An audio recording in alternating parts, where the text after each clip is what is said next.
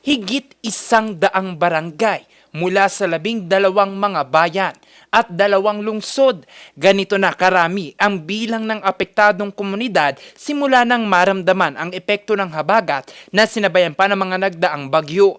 Ang mga ito ibinahagi kanina sa isinagawang regular session ng Sangguniang Panlalawigan ng Pangasinan. Sa kabila niyan, hindi pa itinataas ang state of calamity sa buong probinsya. Based on the meetings with the members of the response cluster, we are still anticipating the major effects in the coming months, and usually we need to conserve our resources also, although there was sufficient actions by the provincial government.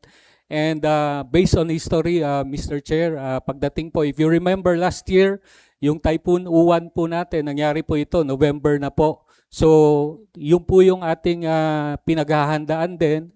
Ito po ay wala pa pong opening of gates of the San Roque Dam, which is something that we are also preparing for. So, we want to conserve these resources so that when these things will come in our contingency planning, we will also be able to address the needs of our local government units. Paliwanag naman ni Vice Governor Mark Lambino, lumalabas na kaya pa ng pamahalang panlalawigan ng Pangasinan na tugunan ang pangangailangan ng komunidad. Katunayan, patuloy ang isinasagawang relief operation sa probinsya.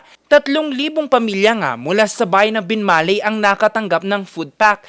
Nakatanggap din ang pamahalang panlalawigan ng Pangasinan ng donasyong 200 sakong tig 25 kilos na bigas. The wisdom of the PDRM, why we are not always in a hurry to declare a state of calamity, is precisely that. Mayroon po tayong existing na resources na pwede pa natin gamitin without accessing the quick response funds of the province, meaning yung emergency 30% na pondo natin. As with regards to the province itself, the DRRM has always recommended that the LGUs can declare localized declarations of states of calamity. In fact, dapat nga sa barangay level pa lang nagde-declare na. Sa ngayon, nananatiling naka-full alert status ang probinsya ng Pangasinan sa pagpasok sa Philippine Area of Responsibility ng inaasahang superbagyong Obet. Jose Robert Inventor, RNG News.